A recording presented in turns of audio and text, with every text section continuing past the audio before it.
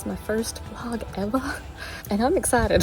I'm really excited, if you can't tell. And welcome to my YouTube channel. I'm Denise Creel McDowell, and I just want to introduce myself briefly. There is a full introduction on my website. Nope, on my YouTube page. So if you want to go and check that out, it's either going to be here or here, a link. I hope I can figure that out. That's part of the introduction. Is I've never done this before. Never thought I would do this, but here I am, and I am so grateful that I am at a place in my life where the things that I've been dealing with are at a stage where I can at least sit in front of a camera. All that to be explained in the rest of this video. The first part of the video, you got to see / meet a couple of our family members, the furry kind, and that was Astrid and the lovely deer that often come and play next door. We have another furry member that you'll see later in the video. She's kind of the one that's in charge. She's the Dowager the Maggie Smith, basically, of the Downton Abbey that we don't have, but that's her role, is to be the one with all the great remarks, if you can understand her in her little puppy voice. Well, she's not a puppy, she's 12, but you know what I'm saying. I am no expert on any of the things you're about to hear or any of the things that you're gonna hear, but I am someone who thinks about things a lot, researches things a great deal, and felt led, felt called, felt compelled for my own personal healing to start sharing what I've seen, what I know, what I've read, what I've discovered, what I've watched, what gets me excited, what maybe can bring that same excitement and joy into your lives. Next thing you're going to see is the origin story, because I'm a Marvel movie, the origin of how all this came about. It was a lovely rainy fall day, and it was the first day that I had the gumption, the oomph, the energy, all the things to actually film something. So without further ado, I hope you find some part of yourself maybe in my story, or someone you know, or that you just will enjoy hearing someone else's story. None of this is going to be perfect, because that is just not how God made me, and I embrace and love the perfectly imperfect simply because I've had to I had to figure that out really early on, that nothing about this is going to be perfect, and I'm really okay with that. I hope you stick around for future videos. I have lots of things content that I'm working on. So without further ado, I think I already said that, and then I went a whole long ado. But without further ado, here's the rest of the video. And thank you so much for watching, and I hope you stick it out to the end.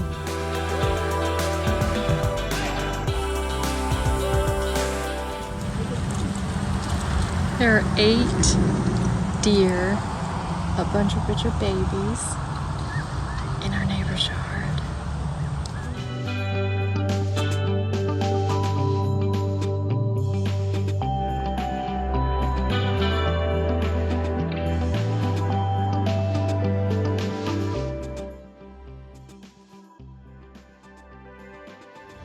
So somebody posed the question this morning: what would life be like if you knew you had only 1 week to live? Or, in our case, the way the question was posed was, what would life be like? What would you do differently? What would rise to the surface for you, basically, if you knew 1 week from now the Lord was coming back? And it got me to thinking, as it should, that I've been waiting to feel better. I've been waiting to look better. I've been waiting maybe to appear better. I've been waiting to have the energy and the strength to do what I want to do. Turns out I may never get that. Or I may, tomorrow or today. And so here I am, unfiltered, very unfiltered, going, I know what I want to do if I only had 1 week left, if I only had 1 week before the Lord came back and before I stand before Him in whatever way that happens, whether it's him coming back or me going to him. And so I'm sitting out here in my mama's rocking chair. She passed away this last month. It was 3 years ago that she passed away. My daddy passed away in 2007, and my brother passed away in 2006. And every time you lose someone that's that close to you, you do reevaluate what matters in your own mortality and the mortality of those that you love, and so I thought, I'm gonna make the videos that I've been thinking I'm going to make, and I'm gonna stop waiting until I have a full face of makeup, because that's not today. I'm gonna stop waiting until, like I said, I have the energy and the strength and the wherewithal to have my thoughts together. I'm just gonna put it together, and it is my attempt to, as the old saying goes, live the first day of the rest of my life. We have been, as a family, very, very blessed.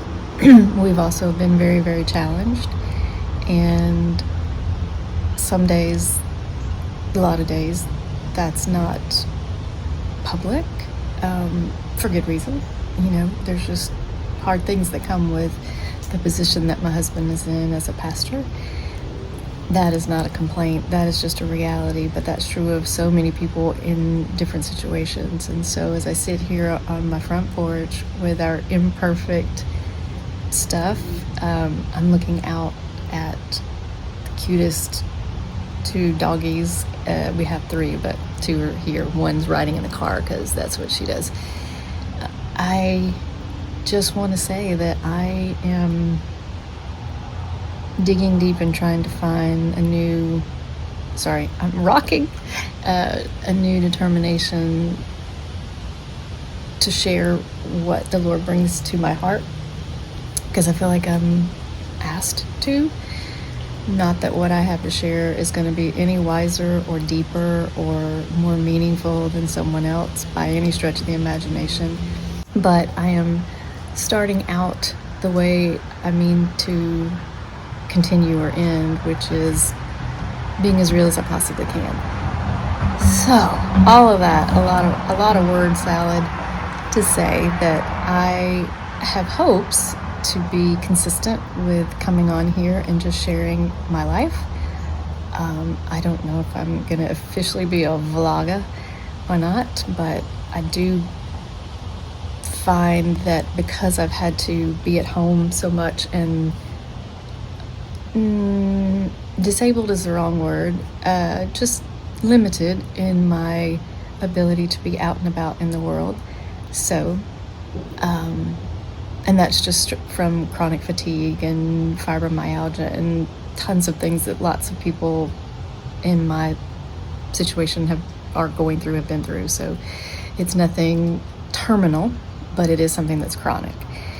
And so I say all that to say that, I've got things that I am excited about that have brought me joy. I don't even have, I have a microphone. I didn't even put it on because I thought it's going to be one more thing. If it's not charged up, I'm not going to do it, because then it'll put it off for another day. And you can hear all the cars driving by, because that's what happens on the front porch, is we have cars that go by. So anyway, this is me trying to be brave. That sounds a little extra. It's more me just trying to be intentional and trying to defeat the fatigue and go, you know what, I can do this. I can sit, and quality be whatever it is, but I can sit on the front porch and I can ramble on, and doesn't matter if anyone sees it, doesn't matter if anyone feels it the way I do. But if there's anyone else out there who has struggled to not just find your place, but to find your voice again, or to feel the strength to interact with the rest of the world, particularly in a day in our history that seems so loud.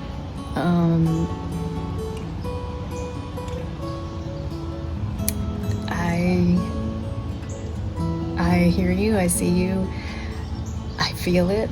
I want to maybe bring some still small voices to the table, and in relationships and in things that are seen maybe as frivolous, like even just like fashion. I mean, I hesitate to say it because that's like, what? That is so not what a pastor's wife should be talking about.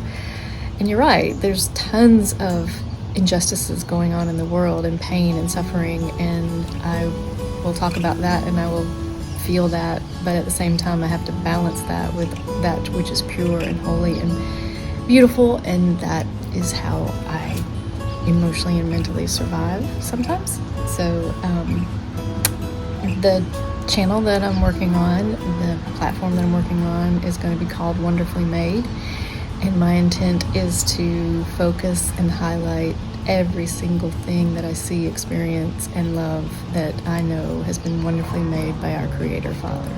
So join me if you'd like. If that sounds too boring, extra, or just not for you, totally get it. But if it is, please comment below. Tell me what you want to hear and see, and maybe I can help bring that about. Anyway, love you all. Bye. She still likes to do a little, like I said, check of the perimeter, make sure all things are secure. She takes her job very seriously. This, though, is the best part of the whole thing. I mean, look at this. Have you ever? This is Rezzie that you just met. We are out here in the rain because if you have dogs who you kind of have to follow, because Rezzie's the size of a squirrel, and so we don't want to leave her out by herself because the hawks that live around here might just decide that she looks like a tasty morsel. So I came out without an umbrella because it was just a little misty, and then under the tree there's big they're called raindrops, big raindrops coming down. Okay, wait. Rezzie, you ready to go inside? This is our front door.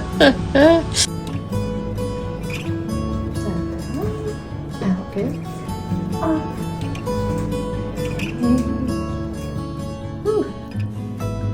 50 shades of menopause. That's our pool. And yeah, it looks the same color as our banana trees. Yeah? Oh my goodness, so much. It's just so beautiful. Yeah, you're beautiful. Oh yeah, love a side profile. Should we go back inside? Come on. Yeah. Come on, Rezzie. You can do it. No, let's leave it all behind. Let's leave it all behind. Whatever the troubles are, just leave it behind. Yeah, come on. Come on, baby. Let's go.